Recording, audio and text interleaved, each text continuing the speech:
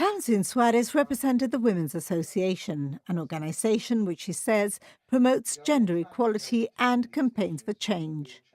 Feminists, she claimed, were given negative press, seen as radical and anti-men. Feminism is about creating a level playing field. It is about inclusion. A feminist only has one aim. All humans, male and female, should have equal political, economic and social rights. What we really want is to be women, workers, mothers, to be given the ability and freedom to be able to choose to do whatever we want to do with respect, equally and without discrimination. No Means No supports victims of sexual violence. Nairi Turnock-Robinson claims the group has found there's a very relaxed attitude in Gibraltar and no statistics available. There's a general ethos of victim blaming, she says, with this also evident in the courts. Bolivia, is not, you'd say, is not really a developed country, or not in the way that Gibraltar definitely portrays itself. But that said, in the courtrooms, we are treating survivors or victims of sexual violence in a way that they treat them in Bolivia. So something is not quite right with the way we view victims of sexual violence.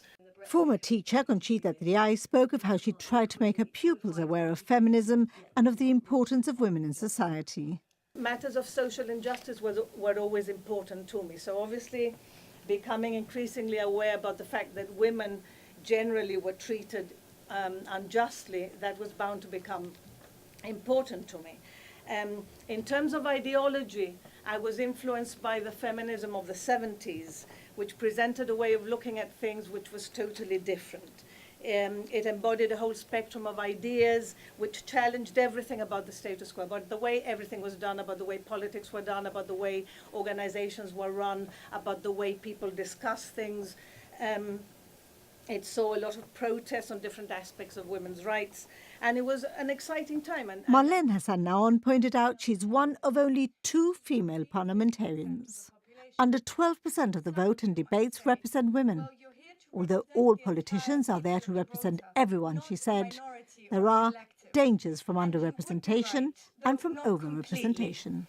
What happens when collectives are underrepresented is that when issues affect them directly are discussed, and most specifically when these issues have a bearing on the privileges of other collectives, this underrepresentation becomes hard, indisputable, and unequal.